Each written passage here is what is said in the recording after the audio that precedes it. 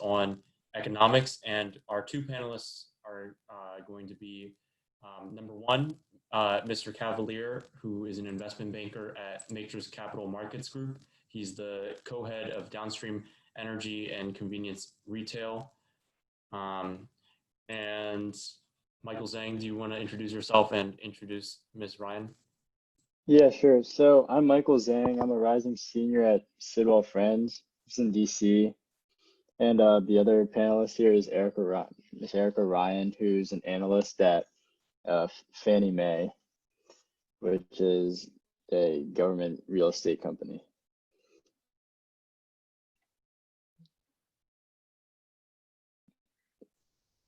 All right, so I think that we should get started on some of the general questions, and then we'll move on to some of the more panelist specific questions. So just starting with what made each of you choose your career? I guess we can start with Mr. Cavalier.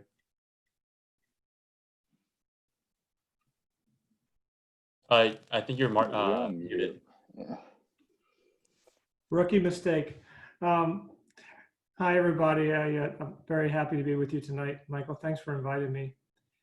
I always had an interest in finance and capital markets from a young age, and I also had an interest in law, but I was a little bit better than math and the written language, so I went on that track, and I started, even in undergrad, I was studying finance, and then I went to grad school for finance as well. So I had an interest in it when I was young, Michael, and just carried it all the way through to my career.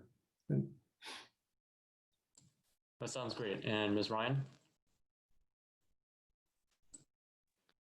Can you hear me? Okay, fabulous. So I'm guessing a little fresher out of college than Mr. Cavalier here. I'm 2 years out of my undergrad. I went to the University of Maryland, where I did a dual degree in studio art and economics, two things that don't really go all that well together. But with an interest in helping people, and with an interest in finding ways to be creative and come up with solutions that can really impact real world outcomes. And so when I started applying, I kind of applied broadly. Fannie Mae stuck out to me because of the work culture.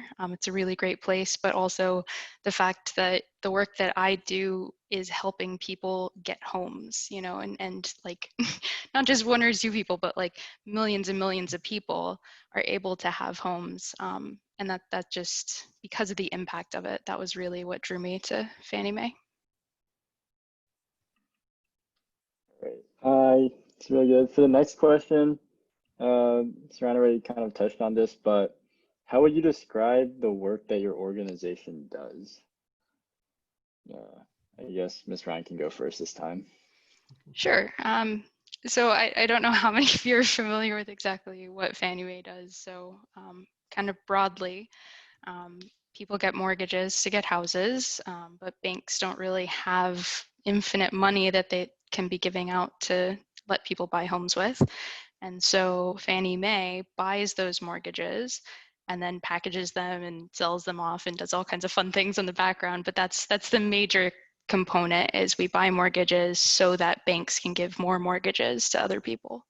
And then within that, you know, you've got all kinds of parts of the company. I think we've got about 10,000 employees doing things from marketing to capital markets to what I do is more risk focused. So we look at all of the things that are going on within the company and try to make sure that they're safe and they're sound, because we are still under conservatorship. So after 2008, we became under conservatorship. So FHFA, the Federal Housing Finance Agency, they regulate us and they make sure that whatever we're doing is appropriate and good.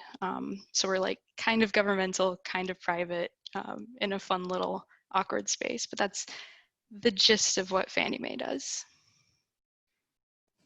And Mr. Cavalier, do you want to explain a little bit about what investment banking is and what Matrix Capital Markets Group does?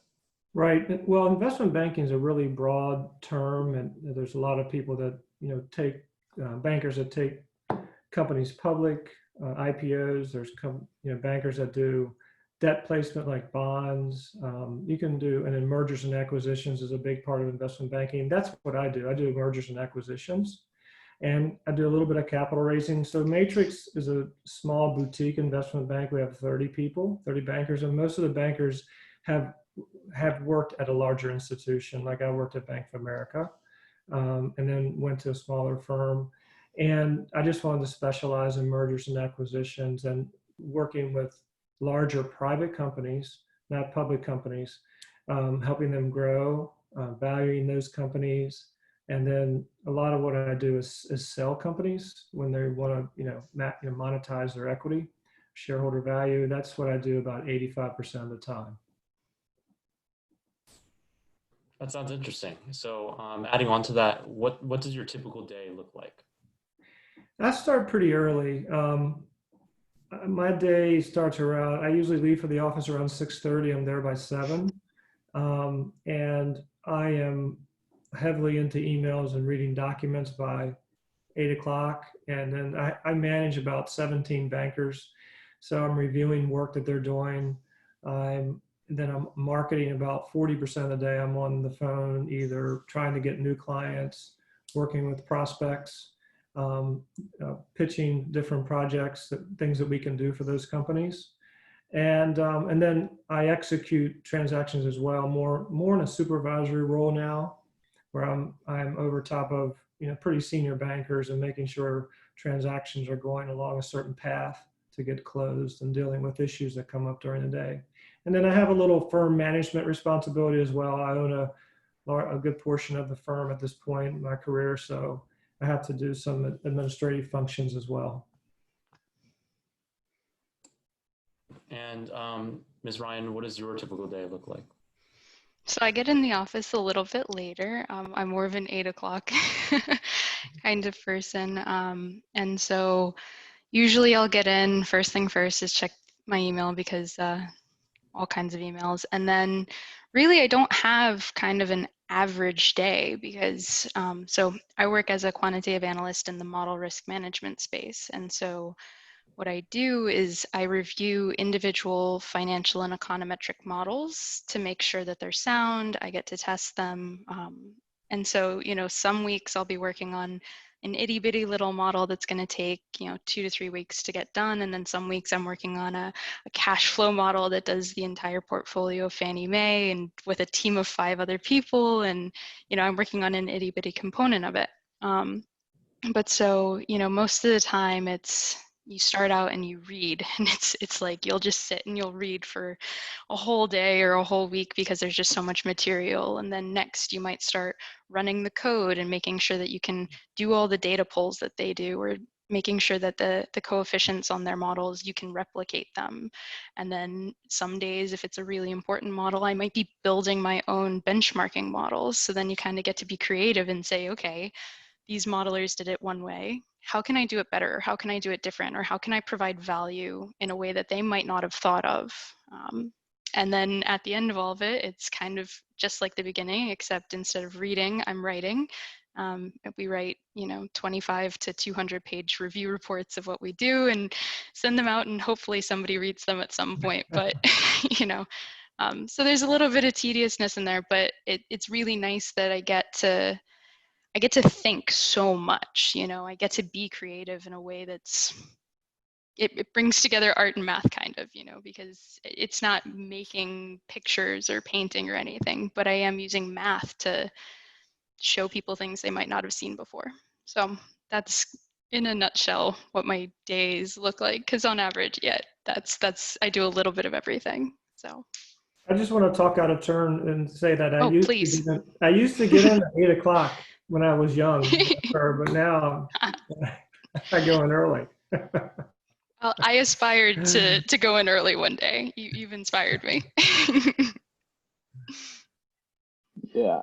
So for the next question, we're kind of wondering, what I guess is a favorite part of your jobs, or your daily routine, really. I can go first if you want, or Sure, that's fine. sure. Yeah, Okay. So if I had, so truthfully, prior to all of the the COVID and the working from home, I would have said that my favorite part was my coworkers and the work environment, because I think Fannie Mae is a really supportive and friendly place where, you know, if you run into somebody at the coffee maker and they ask you like, how's your day, you can realize like 25 minutes later that you just got into like a huge discussion about, you know, fair lending law. But then, you know, now that we're here, my coworkers are still fantastic, and they've still been really great about reaching out. But I think as I was saying about like the creative aspect of it, you know, and the fact that when I do something, I think it can be a little tough to be in a risk management role, because you can feel like the no police sometimes. You're just saying, no, no, no, you can't do that, you can't do this. And that doesn't really feel like you're pushing the company forward. But then there are these moments where we'll point out something and it will drive a huge amount of change that will, you know, whether it means that the model's performing better, which means that more people are getting houses, or you know, suddenly somebody realizes something and then they go out and they come back with this new model that's just so much better than it was before. Like it's that very tangible aspect of my creativity is making a difference. And I get to see it every day. And I really love that. Yeah, that sounds really interesting. So, Mr. Cavalier, do you want to talk a little bit about it? It does sound interesting. I like how passionate she is. I really enjoy, you know, three main things I like the most. I do enjoy the people I work with a lot. There's a lot of intellectually curious people there. A lot of people in our field, you have to really like finance, and, you know, a lot of people read the Wall Street Journal, Barron's, and we talk a lot about different companies and what's happening in the economy. So that's really fun to do. I really enjoy working with clients. A lot of times the transactions we're doing for these private companies that are larger, they've been built over time, and this is the biggest transaction they've ever done in their life. So it means. Yeah, so that's something, those are things that both of you find really interesting about your job.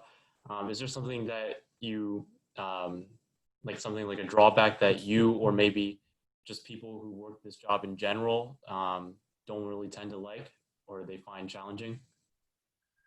I don't know if my internet connection is unstable or not, but the challenging part about this career is that it's very time demanding. It's intense.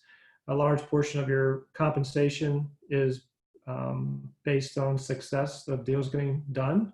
So if you're risk averse, it's not a very good environment for you. And if you want a lot of personal time, you know, it's not an average lifestyle. You work a good bit of, you know, you work a lot of hours. Yeah. So. And so I guess in my role, I think one of the drawbacks is that it's just very fast paced. You know, you can go from really one project that's completely different to another project, and you might have no familiarity with the subject matter or the methodology, and you just kind of have to pick it up as you go. So there is, you know, that can be challenging. It can be really stressful, because especially if we do have some really tight deadlines where, you know, if they want to use a model, we have to get it approved in that time, or, you know, like business stops, and that's really challenging and really stressful. And you know, personally you feel that, but also you have the people who are building the models and the people who are using the models throughout the company who are like, come on guys, what are you doing? And it's like, okay, we have a method, we have a procedure, we have our job, but, you know, you have to balance adding value and making sure you do a thorough job with getting it done and getting it done on time. So I think that would be probably the biggest trade-off, you know. Thankfully, my compensation is not tied to my success or how happy my customers are, because I would find that even that would probably make it unbearable. But you know, it is fast paced, and you don't always make friends with people. Not everybody likes having their models reviewed. Not everybody likes being told that they're not doing things as well as they could. And that can be a little challenging. So you have to, it's just always a balancing act. I think that's the thing. It feels like juggling, and I'm not good at juggling, but I am okay at my job, it would seem. So. Yeah, okay, so this next question is more targeted toward Miss Ryan, but what kinds of people do you work with, I guess, outside of Fannie Mae? Like, who are your main clients? Okay. So okay. So to be fair, I mostly work with people within Fannie Mae, but they are in completely different divisions of Fannie Mae than the one that I work in. But we do actually, interestingly enough, work occasionally with other banks, other groups especially for benchmarking purposes. So if I'm working on a model and I think that maybe they didn't do it as well, we might reach out to somebody at Black Knight or at Moody's or at other large financial institutions or other research groups that are doing these sorts of modeling activities, but with different data sets. And so we have a pretty healthy relationship with all of those different groups. And also, we just had a new VP come on. So my group has a new lead, and he used to work at a Federal Reserve Bank. So now we have this nice network of people at the different Federal Reserve banks and at the Federal Reserve Board of Governors who, we have these dialogues with. Yeah, that sounds great. Actually, I had a similar personal question for Mr. Cavalier. So you mentioned before that Matrix Capital Markets Group specializes in mergers and acquisitions for large private companies. Is that like a specific industry that you guys specialize in, or is it just large private companies in general? That's a good question. Right now we have two primary groups. We have My Downstream Energy and Convenience Retail Group that focuses on like the energy stream is the exploration companies at the top, like Exxon and Shell and those companies. And then you have refiners in the middle of the energy stream. And then below the refiners is the distributors. That's where I am. I'm below the refining of oil. And then we have another group that works on consumer industrial products. So consumer companies, business services, kind of manufacturing companies, kind of generalist industries. And then we have a healthcare banking group as well. So we have really two focused industry verticals, and then we have a generalist group as well.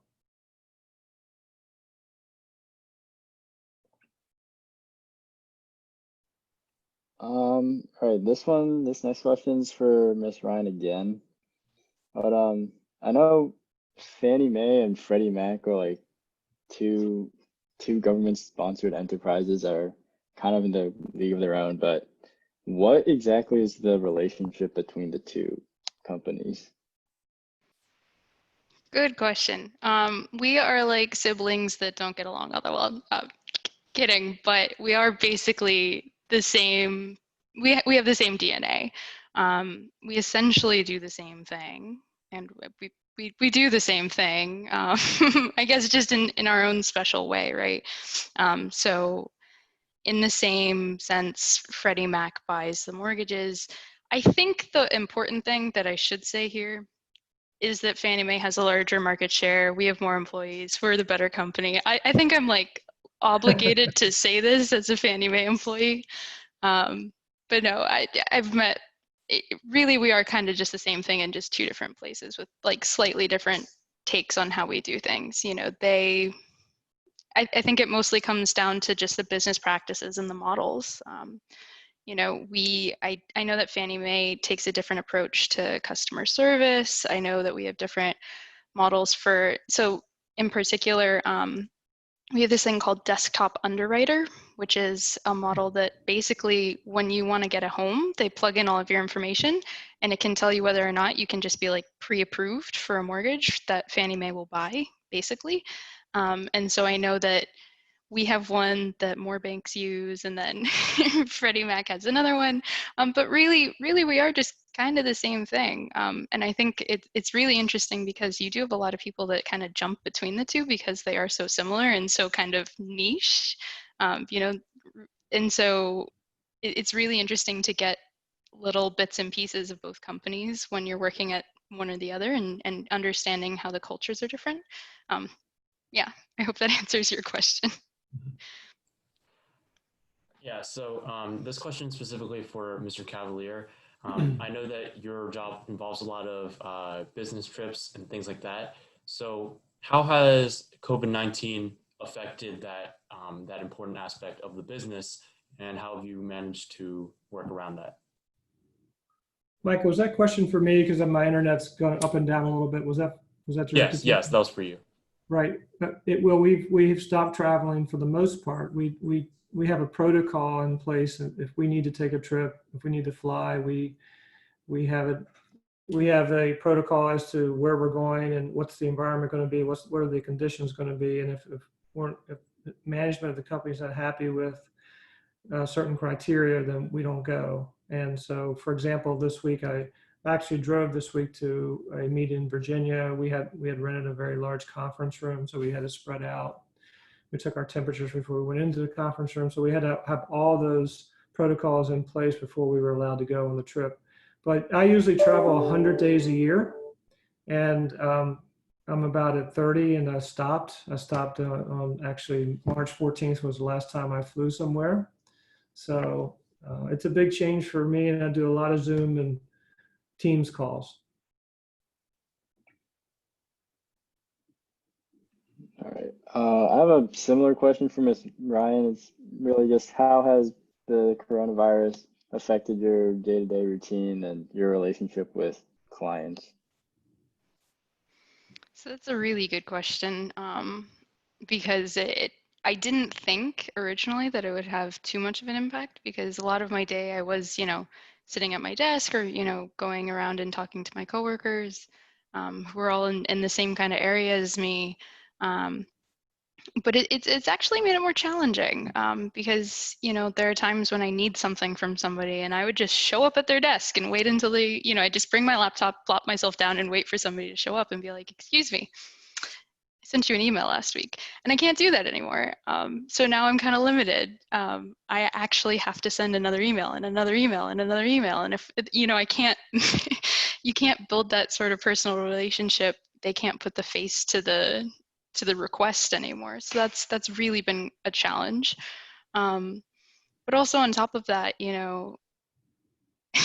I kind of do a lot of tech support for my team and a lot of coding things, because we are, as a whole company, switching. We used to do a lot of SAS as a programming language, and now we're moving to R and Python for a lot of things. And so I'm familiar with all three. And so it used to be, Erica, can you come look at my code? And so I'd be like, okay, I'll come look at your code, I'll fix it, and we'll move on. And now doing that sort of same coding and tech support digitally is a huge challenge, because, I'll get people who will send me like a whole dissertation of, I got all of these errors, can you help me? It's like, okay, where do we start?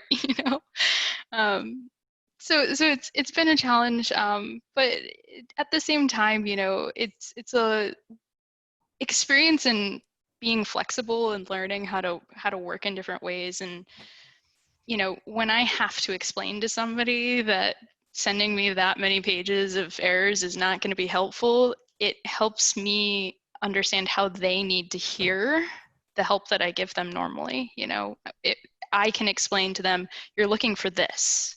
And so then the next time, hopefully, they don't send me 8,000 pages. They can start to figure it out on their own. And so it has taught me that, but it has been a challenge. And I do kind of really wish we were back in office, but at the same time, I'd rather stay safe. So. Yeah, I like that point that you made about like reminding people about emails. I do think that that's actually I didn't even think of that, but that is kind of important. It's kind of, it's really not the same to just send a bunch of follow-up emails rather than reminding them in person. Right, and everybody else is doing it at the same time, so it's just infinitely more emails. So yeah, oh, well. For sure. So the next question is specifically for Mr. Cavalier. So finance, especially areas like investment banking, have long been known as fields that somewhat lack diversity. How would you suggest that we can improve diversity in the field, and what would you say to young women and people of color interested in the field? That's true. Unfortunately, there has been, well, first it was a very big Ivy League feeding system. I mean, a lot of people went to the Ivy Leagues, went to Wall Street, and then that created kind of, that culture. But I have to say, I've noticed over the last 20 years, I feel like it's become a lot more diverse of people. And when I think of diversity, I think of people of color, I think of different backgrounds, Asian. And I remember my class that went through Bank of America's training. We did a managerial corporate training program. It was very diverse. One of my best friends, he was from Bombay. We had an apartment together for 2 years, probably the best 2 years of my life. It was like fantastic. So I do believe it needs to be diversified more. It's unfortunate because the people that are even older than I am, I'm 50 years old, the people that are in charge tend to be older. They tend to be late 50s, 60s, right? And there's a lot of white males that that was 15 years before me, and that's when it was really less diversified. I think over the next 10 to 15 years, you're going to see a lot of change, and that's going to be good because people bring a lot of different, they bring a lot of different skills and backgrounds and cultures to investment banking, and that's helpful. I think it helps, for international banking very much.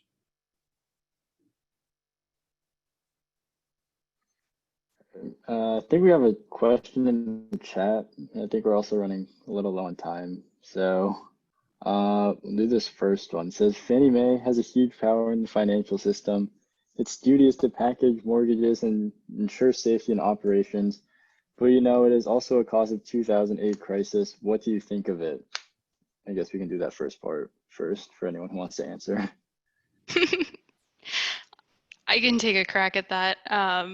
So if the real question here is, what do I think about Fannie Mae's role in the 2008 crisis? I think that it was a pretty complicated situation with a lot of players involved. In particular, private label securities were playing a much larger role than they are currently. But I'm not going to deny the fact that, Fannie Mae did play a role in that, and that it was really unfortunate. A lot of people were getting mortgages that should not have been getting mortgages. But what I will say about that is that since 2008, both a combination of the conservatorship of Fannie and Freddie, and including all of the practices that Fannie Mae has taken on that I know, and I'm certain Freddie Mac has also taken on, I'm much less concerned about a repeat of the 2008 crisis because I know personally that there are much more sound risk management policies in place. There are so many more verifications of employment, of collateral, of all the things that kind of were thrown to the wayside in 2008 and prior leading up to it. So I think that is the main thing that I want to share, is just that, yes, I know Fannie Mae has a huge, huge responsibility to the financial system in the United States. It's kind of terrifying when you think about, I think we have 17 million loans on our book right now. And when you look at the total amount of money, it's huge. But we are so much safer in our own internal practices and in the regulations around us and in our stress testing and everything than we were before. So it's big, it's important, but I think we've rose to the challenge. Yeah, so I've got one more personal question for Mr. Cavalier, and then we can move on to more of the audience questions. But the last question that I have for him is, so as you mentioned before, investment banking, like many other finance jobs, are very demanding and can involve a lot of long hours. So what would you say to students who may be discouraged by this? I think you have to make a personal choice. What's really, what drives you. It does attract kind of people that are very driven to learn a lot, but also they're financially motivated as well. And so if you value, I mean, you like a firm like ours, you can have a life. I mean, we try to balance personal time with work. Like we have email blackout periods over weekends, at certain times in the year. We try to tell associates to get out of the office early when we're not as busy. But the fact is that you have to, when you go into, you have to know you're going to be really busy. And it's just the way that it works, because most of the time you get paid a huge portion of your compensation as a bonus. And that's because the clients expect that. If you want a more stable lifestyle, you may want to be an accountant or, more rateable type work environment. But then you have maybe you're frustrated there because you don't feel like you're learning as much, or you may not feel like you're making as much money as you want to. So it's a trade-off. I don't think, as much as we want to try to balance it, I think it's impossible in investment banking. And but there are other fields that are just as demanding or more demanding. I mean, nobody dies in investment banking. Okay. You go to the hospital, my wife's a nurse, people die there. Doctors are living, I mean, they work just as many hours, and there's lives on the line, So there are a lot of fields that are just as demanding as investment banking. So I think as an individual, you have to decide, whatever your field is going to be, what you value, what type of life you want to have. And I don't view it as I'm giving up a lot of quality of life, because I actually like it. I mean, I like helping clients. And if you don't like what you do, it doesn't matter how many hours you work. You're just not going to like it. You have to choose what you like, and then stop worrying about the hours. So that's my advice. The next question in the chat is again for Mr. Cavalier, but it's do you feel are there pros and cons in terms of client relationship during COVID-19? You mean, so pros and cons to client relationships not being able to be with them as much? Right. Oh, absolutely. Yeah, I think that I love Zoom, and I love, all the technology we have. It's fantastic. But in the end, when you do a transaction, it comes down to personal trust and intellectual trust. And if you are my client, and I really can't be around you a lot, it's very hard to develop a relationship through a screen. As much as I like the idea of not going through airport security and traveling places to be with people and the time it takes, in the end, I'd rather do that than work like this, 1,000 or 2,000 hours to get a deal done and not be with you some in person. Because one of the things you can't do, and I do a lot of this, I've learned a lot about it over the years, is reading body language when we're negotiating. If I can't see your whole body, the way you move. If I'm on a conference call without video, I can only listen to the voice. I can't do a full negotiation the way I really like to in person, because I like to read body language when we negotiate. So that's a good example, I think, of not being in person. Or looking at a client and looking at his body or her body language and going, I don't think she likes that very much, or she really likes that, even though she may say the opposite. So. Yeah, that's an interesting point that you brought up about like the differences between virtual meetings and in-person meetings. I remember reading like a Wall Street Journal article maybe a week or two ago, but basically it was saying kind of the same things that you were saying. Like a lot of times people can be really fatigued from doing Zoom meetings all day, because just like the small differences in like delay of time, not being able to see them in person, it definitely makes a difference over an entire day. And it makes a difference in the kinds of relationships that people can build between each other. Right. Right. And so let's move on to another question. This one is specifically for Ms. Ryan. Jesse wanted to get more clarification on what the financial models that you make are used for. Okay, so I work specifically in single family. So all of my models are related to, like single family homes, as opposed to like rental buildings or condos, those sorts of things. And it kind of runs the gamut. In particular, I've worked on models where it's trying to forecast what a group of loans would be worth 5, 10, 15, 20 years down the line, whether or not somebody's going to pay their mortgage early, pay it late, go delinquent, any sort of mortgage outcome.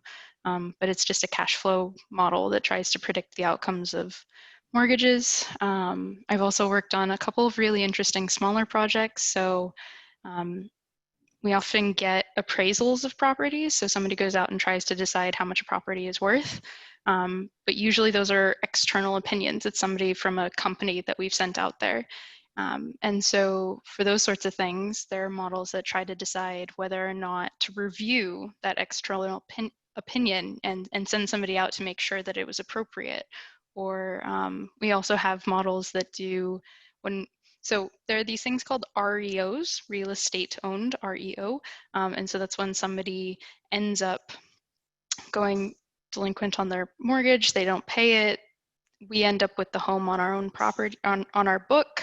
And so we have to keep up with that. We have to repair it and we have to make decisions about, we're going to sell this. How do we sell it? What decisions get made in the process? So we have models that help us make those sorts of decisions about, do you repair? Do you sell it as is? Do you try to get rid of it as fast as possible, or do you hold it? All sorts of decisions related to that process. But there's pretty much a model for anything. I haven't reviewed all of them yet, but there pretty much is. All right. I guess the next one can go for both of you, but Erica has a general question about the current economic situation. So are there theories about how the pandemic is going to make the economy fall? And there are other theories saying it'll bounce back quickly after the pandemic. So based on your guys' opinions, what do you think is going to happen in terms of the economy? I'm going to let Mr. Cavalier take a stab at this one first. I was hoping you would go first. There's a boom in housing right now, so I thought that maybe I think we're going to be fine. I really do. We've been through a lot, as you all know. This is a very intellectual crowd. I'm reading the comments in the group chat. There's a lot of well-read people out there on this call. We've been through the pandemic, flu back in 1918 or 1920. We've been through multiple wars. In my time, I've been through, I think, 4, recessions, including, I call this a recession, and it will come back. The vaccine is what we really need, and we need to be careful. We could be living a much more regular life if people would just be compliant with masks. But we're having a hard time with that. But I will say that I don't know how fast it's going to bounce back, and no economist out there knows, regardless, and no talking head really knows for sure.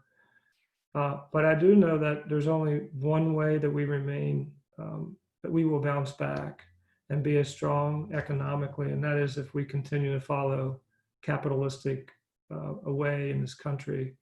And not, while I do like social protections and I want to get political, we have to be capitalistic.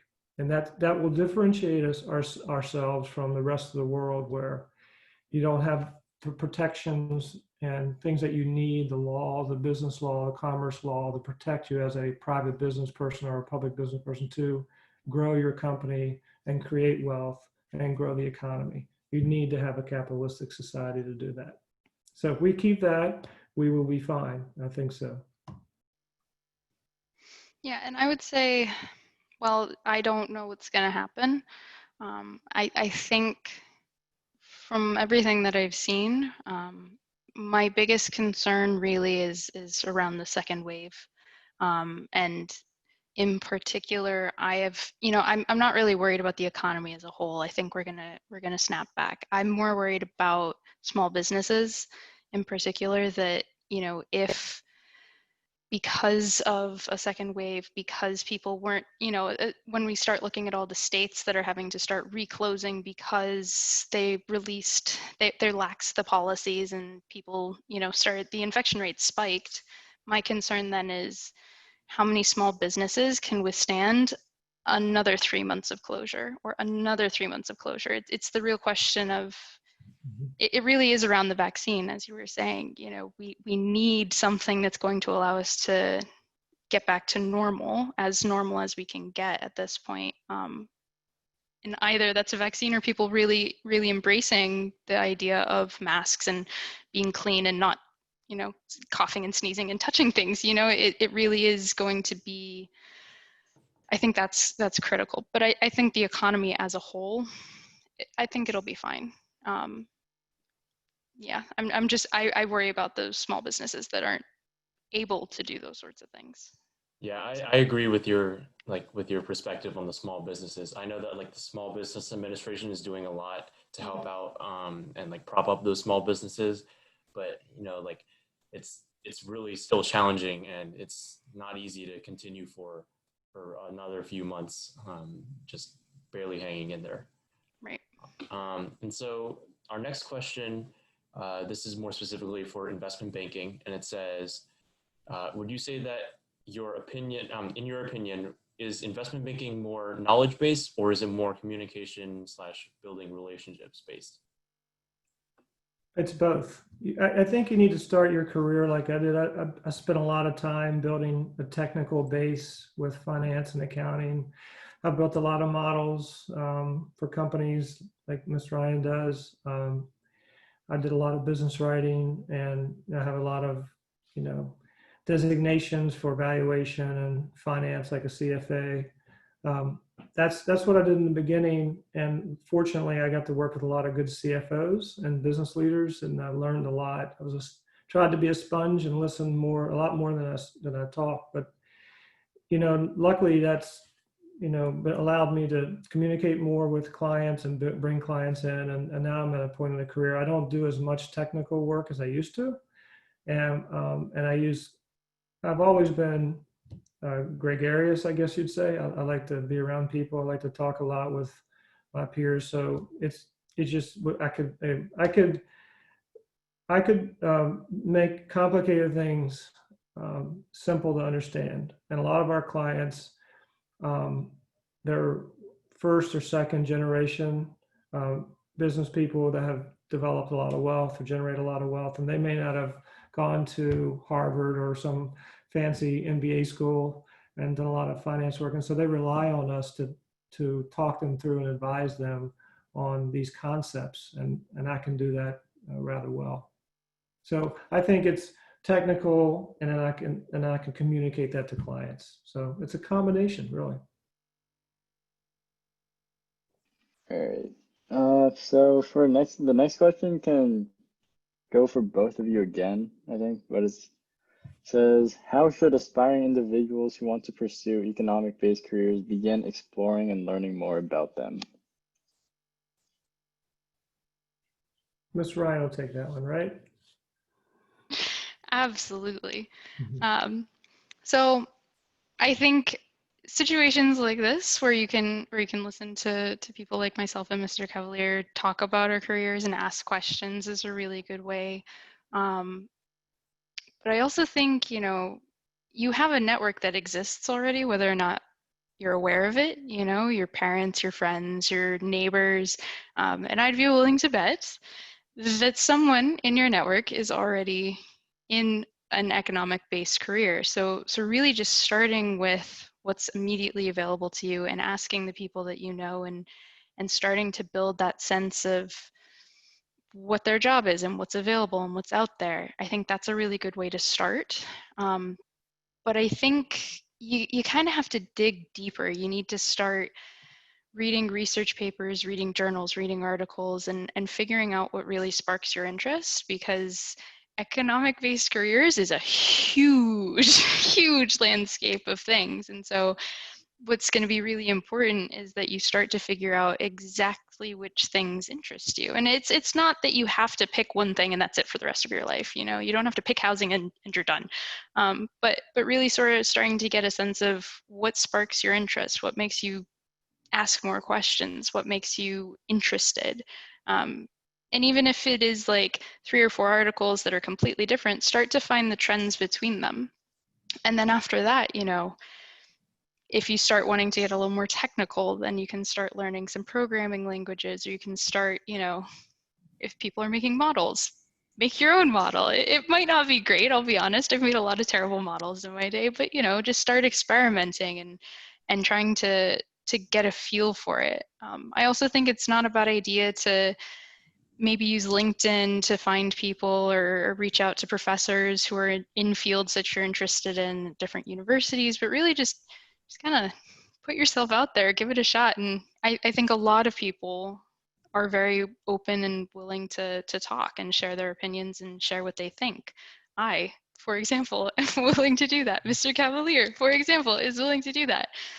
So I will also say that, you know, if anybody on this call has questions and wants to reach out after this or thinks of something and really wants to talk about it, you know, please feel free to reach out. I'll get somebody to give you my email, or you can find me on LinkedIn. But, you know, I think there's a lot of really friendly people who have advice and have wisdom and experience, and really just keep looking for them and just talk to people. I think that's a really good way to get started.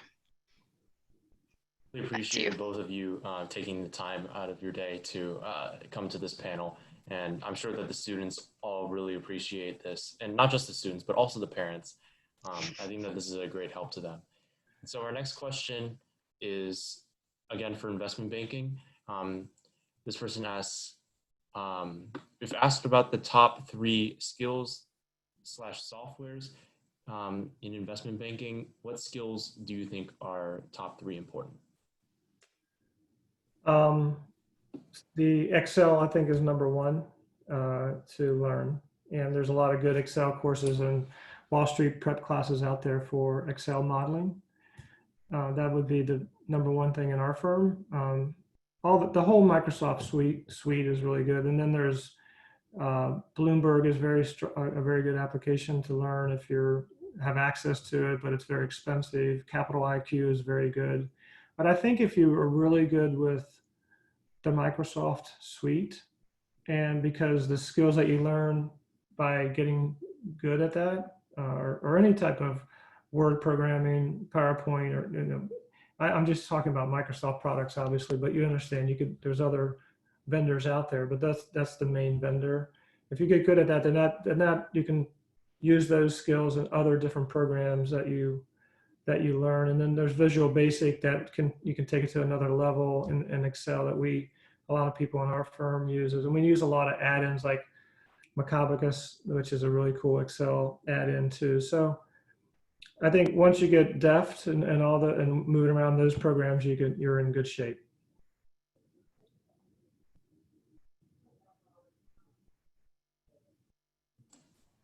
All right, so I think that that's pretty much all the questions that we have. If anybody has any last minute questions, oh, okay, we have one more. So it says, what would you say to younger people who don't know what career to pursue in the future?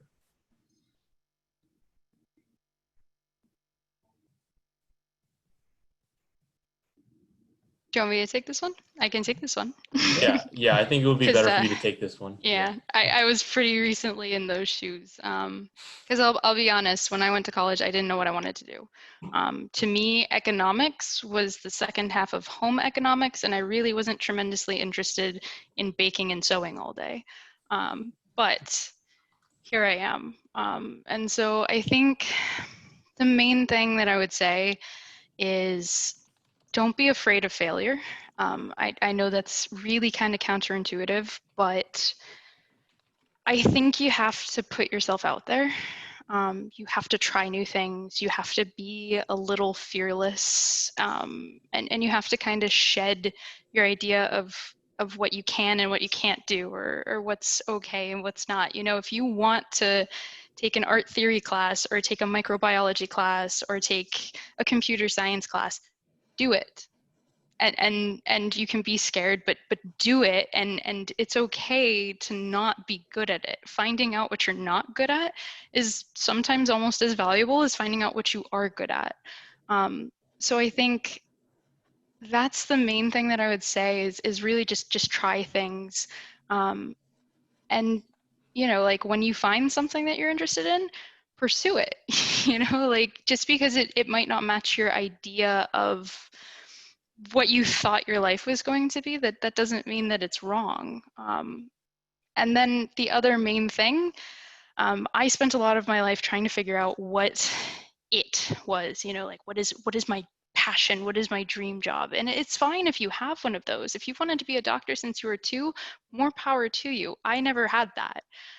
So if you find something that you're kind of interested in, but you're a little worried that like maybe this is not it, and I'm gonna lose my thing if I decide to pursue this other thing, that's okay.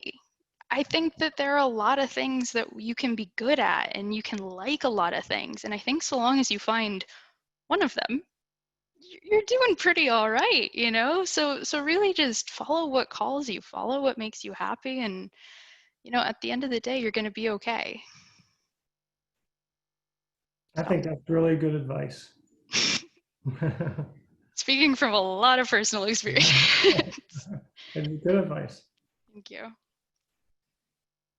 Yeah, oh, I just saw in the chat, if you don't have a passion when you're, I mean, I'm 23 and I'm still figuring it out, you know? I mean, just try new things, be creative, and don't stress about it. I think that's the other important thing. It's so easy to stress nowadays with technology, with COVID, with everything. Relax. Relax. I say that to literally everybody on this call. Just take a breather. Yeah, I think everybody appreciates the great advice. I'm sure that not everybody has it all figured out by the time that they're applying to college or anything like that. But that is really great advice. And I think that a lot of people sometimes are afraid to take those, like those other classes, like those electives or whatever that they may be interested in, but they're not sure. And I think that you're spot on with the fact that they should just, they shouldn't be afraid of failure. And they should just take it to see if they like it, because if you can't know until you don't try. Absolutely. So I think that this concludes the panel, and we'd like to thank you all. We'd like to thank you both once again for coming, and we'd like to thank everybody else in the audience for coming as well. And yeah, I think that today has been really successful, and I think that the students have gotten a lot of insight on pursuing a career in economics. Thank you very much. Yeah, thank you for having me. Bye-bye. All right, good night then. Thank you. Thank you. Thank you so much.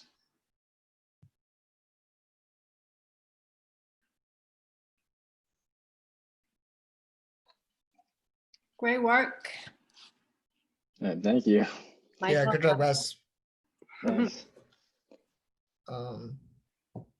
Good.